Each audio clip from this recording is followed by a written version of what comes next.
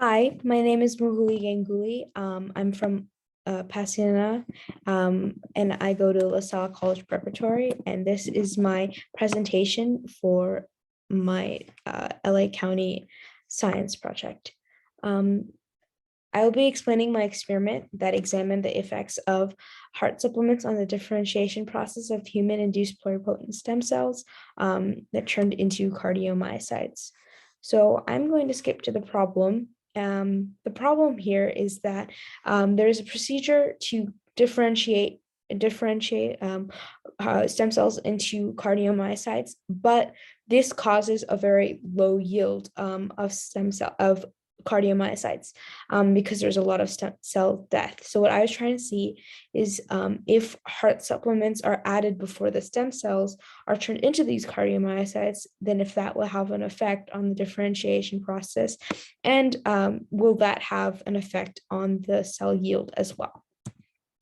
So my results showed that the three L-carnitine and coenzyme, and obviously the control did not have any differentiation.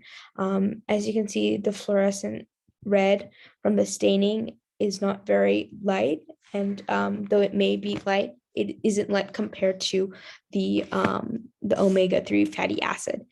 And so the cell count is here, the DAPI. This is basically counting the number of nucleuses for dead and alive cells. So as you can see, it's mostly similar for a number of cells.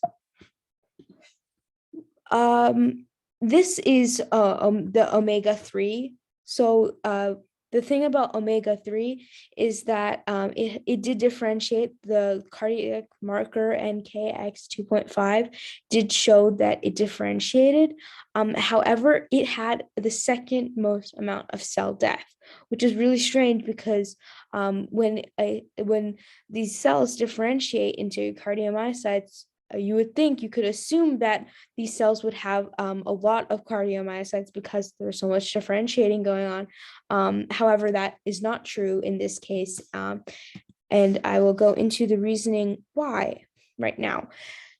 Well, firstly, starting with the cells before when the cardiac treatments were first added, the CHR and the IWP2, when they were first added, and when the L-carnitine coenzyme Q10 and omega-3 treatments were all added, all these cell cultures, they had differences. And the main difference was for L-carnitine because it had a significant cell death even before they started turning into cardiomyocytes. And that shows the destructive properties that L-carnitine has. So the supplement L-carnitine, it does prevent heart attack and other cardiovascular diseases. However, it was meant to be used as a metabolic enhancer. And so for that reason, it oxidizes amino acids and it creates more energy within a cell. And so for that reason, I think what happened was the L-carnitine experienced the most cell death because it had too much energy put into these cardiomyocytes, and which eventually killed most of them. For omega-3, though, like I said, differentiation, the amount of differentiation it went through, you would think that it would have a lot of cardiomyocytes. However, it had the second most cell death.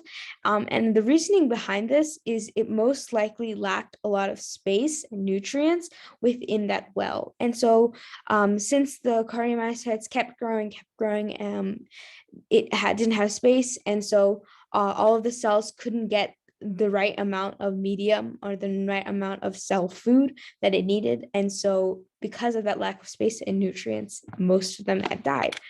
Sadly, the cells did not beat, but this was not because of the supplements. And I know this because the control also did not beat. So this must have been something wrong with the differentiation treatments.